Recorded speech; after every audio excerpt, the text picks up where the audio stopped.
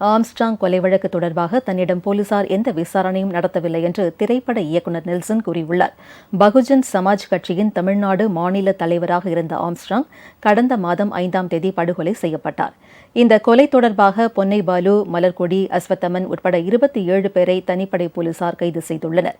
பிரபல ரவுடி சம்போ செந்திலுக்கு தொடர்பிருப்பதாக கூறப்படும் நிலையில் அவரது நெருங்கிய கூட்டாளி மொட்டை கிருஷ்ணனை திரைப்பட இயக்குநர் நெல்சனின் மனைவி மோனிஷா சந்தித்து பேசியதாக தகவல் வெளியானது.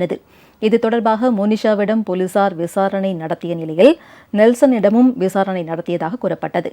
ஆனால் இந்த தகவலை மறுத்துள்ள நெல்சன், ஆம்ஸ்ட்ராங் கொலை விவகாரத்தில் தன்னிடம் எந்த விசாரணையும் நடத்தப்படவில்லை, விசாரணைக்கு ஆஜராகுமாறு தனது வீட்டுக்கு வந்து எந்த போலீசும் தனக்கு சம்மன் கொடுக்கவில்லை என்று விளக்கமளித்துள்ளார்.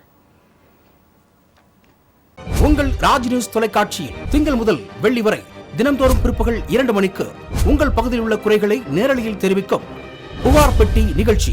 பங்கு பெறுங்கள், பயனடையுங்கள், காணத் தவறாதீர்கள்.